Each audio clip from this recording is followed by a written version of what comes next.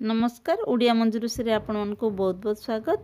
आज मु गोटे सुंदर रेसिपी आपण को नहीं आछि जेटा बहुत कम समय भितर आपण याको बनै पारिबे। आ एटा होची झोडंको बा जाको नाडुका बा बरबटी कइथाउ।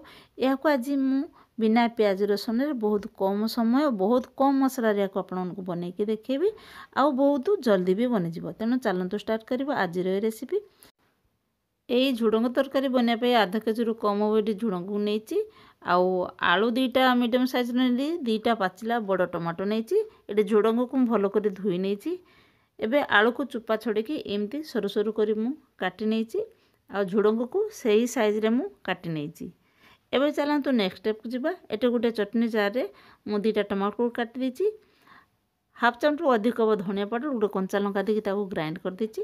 आउ कढ़ई रे मु तेल दे देथिले गरम होआ पय आ सेतिरे हाफ चामच पंचफुटण गोटे सुखला लंका देकी ताको फुटी आनला परे सेतिरे काटी के रखथिबा झुडंग आ आलू को पकेकी 2 मिनिट तक एमती भाजीबा। टिके भाजी आसिले सेतिरे आमे स्वाद अनुसार हाफ चामच लूण देली हाफ चामच हल्दी पाउडर दे ताको भलो करे गुळे देबी। गुळे साला परे गैस को सिम रे रखिकी गोटे ढांकुणी रे याको घुड़े देबी। एटी 2 मिनिट घुड़ीला परे आमे ताको आउ थरे नाड़ी दबा। एटी नाड़ी दे देखियो एटी झुडंग हमरो आलू सिजे नाही तेणु याको आउ थरे एमती नाड़ी देके ढांकुणी आउ 2 मिनिट पई आमे सिम रे रखिबा। एटी 2 मिनिट हे जायछि।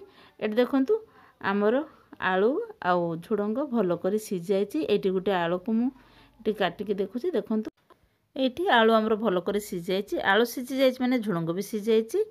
एबे एथरे में टमाटो लंका धनिया पाउडर जो ग्राइंड कर रखथिले ताको दे देले।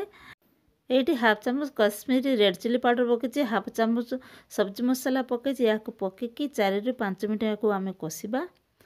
एटी टमाटो आ मसला को भलो करी कसी जायछि। सेथरे एबे आमे जो जार रे ग्राइंडिंग करथिले सेही जार रे अल्प टिके पानी दे दिले। एरा को आमे टिके ग्रेवी रखा सेथ में आउ टिके एथरे मु पानी देबी।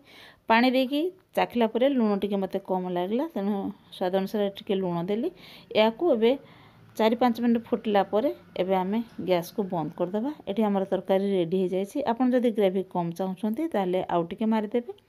आउ ए तरकारी आपण भात किंबा रुटी दे खाइ पारे। तेनु आशा करूछि ए रेसिपीटी आपनको निश्चय भल लागिवो। जदि भल लागे ताले मो वीडियो को गुटे लाइक कर देबे। आउ जदि मो वीडियो को नुआ करी देखुछंती ताले मो चैनल को सब्सक्राइब करिया को भूलिबे नै। पुणी देखाबो को नुआ रेसिपी सहित। धन्यवाद।